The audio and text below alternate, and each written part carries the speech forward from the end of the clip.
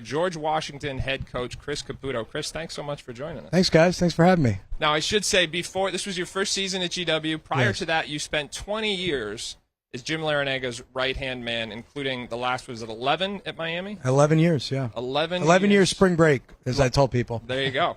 Spring break in Miami. That's something to enjoy. What has it been like simultaneously building your own program in year one, exceeding expectations, I think, based on preseason polls and stuff like that, and then being able to enjoy the success of a team that you were, certainly one of the primary architects for? Yeah, it's obviously been a hectic year. I took the job a year ago today. Oh, wow. And so we were in the Elite Eight, lose on a Sunday to Kansas, and then, as most people know, when you get a new job, things get moving pretty quick. And in this day and age with the transfer portal and all the stuff that's going on, it's been a whirlwind, and yet just so happy for everybody at Miami. And I think Coach had that vision of what this could be 12 years ago when we got there. Place that had won national championships in football, baseball. Why can't you do it at Miami in basketball? And now getting the Final Fours, kind of a linchpin to that vision he had. Coach, everyone has a mentor. Obviously, Coach L is a huge mentor for you. Sure. You learn a lot from him. I'm sure you implement a lot of that in your program. But what different spins have you taken in making your own program at GW, and what have you taken from Coach L? I'd say I've done a lot of the same things, but you try to do it in your own skin, your own. I think when you're trying to be somebody, that I can't be him. So you don't dance that well. Yeah, I don't dance that well. I wasn't as good of a player. All that stuff. So. For me, it's like you try to be as genuine as you can, be yourself. I think the players would see through it if I was trying to act like Coach Larranaga. And yet, the core of what we do and how we operate is, of course, it's 20 years of that at George Mason in Miami. We are obviously a very recruiting-heavy group here. Of course. So when we talk about recruiting with you, especially at GW, the DMV is loaded. Yeah, but great. It's a battleground state. Yeah. Everyone's wanting to pull the players out. Yeah. But you're already having success in keeping those kids home. Yeah. How have you been able to do that? Well, I didn't have to introduce myself to anybody when I got there. I was 9 years at George Mason, so a lot of the, it's funny, a lot of the guys I coached are now coaching. A lot of guys I recruited are now coaching. Guys who were really good friends of mine have been the high school and AAU coaches in that area for 20 years, and there's going to be enough players in that area for everybody. I mean, it really is incredible. The basketball culture in the DMV and up to Baltimore and Northern Virginia, it's special. It's unlike anywhere else in the country, especially in such a small geographic area. And so, we're going to be a factor there, as others are. And it was probably a little bit easier before you guys got going all the social media stuff, to get, our team that went to the Final Four at George Mason, 5 starters from the state of Maryland. A couple of them are here actually going to be coming to the game to support Coach tonight. But, there was great depth. Georgetown went the next year with a number of guys from the DMV. Obviously, Maryland won the national championship and had been a contender during that time as well. So many good players from that area, and excited to be back. Now, as it relates to recruiting, can you talk to me a little bit about the roster construction philosophy at Miami? Because I know you were very hands-on with that. We were up here yesterday talking about Miami, how Miami built this roster, but nobody knows that better than you. Could you share a little bit of the background on that? Yeah, sure. When we got there, a couple of things. We inherited a couple of good transfers who had sat out. Trey McKinney-Jones from UMKC, who wound up playing in the NBA. Boss knows him, right? And Kansas City guy. And then Kenny Kaji, who had been a very, very highly regarded player, went to Florida, sat out. Both those guys were on our team in 2013 that won the ACC and went to the Sweet 16.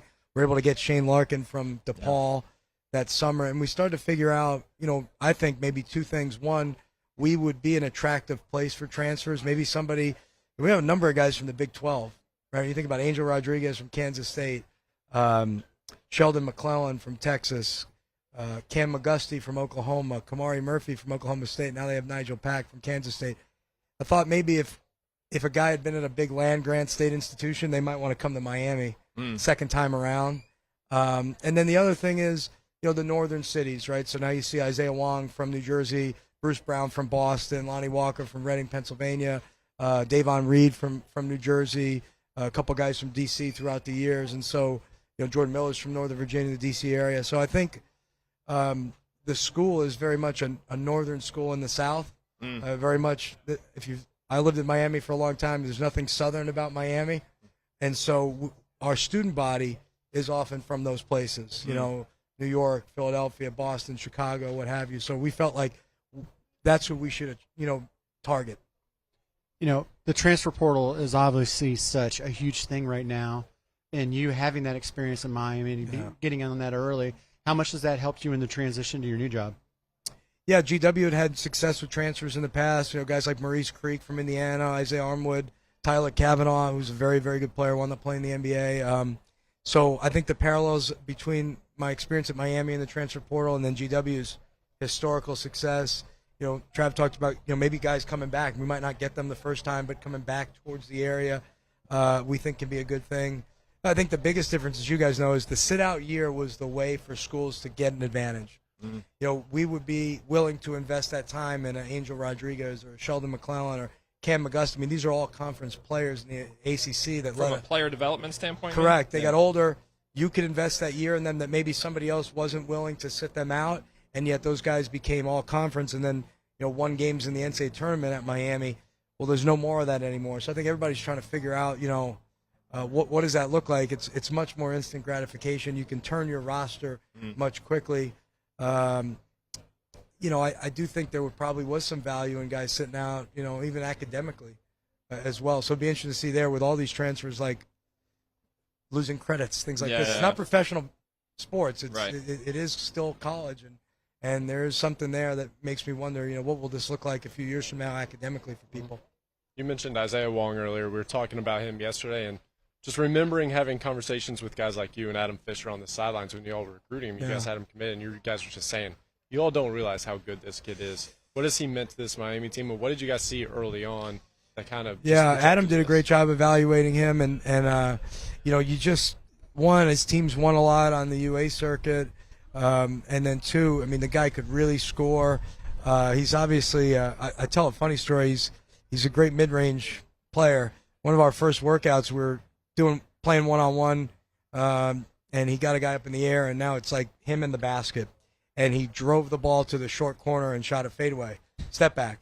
And I was like, oh hold on.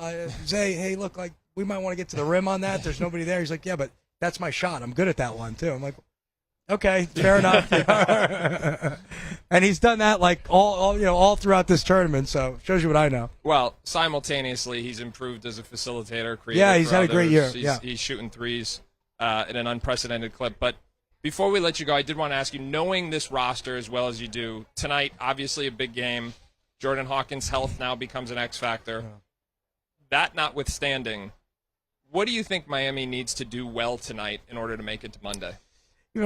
Obviously the glass is going to be important, I would think, with the size that they have up front in UConn, the two big guys, and then, with Miami being a little bit undersized but tough with Norchad and Jordan, like, can they handle themselves there? And then from what I've seen of UConn, I think they're obviously, one of the very best teams in the country that at some point there's going to be a run that you're going to have to be able to weather that storm.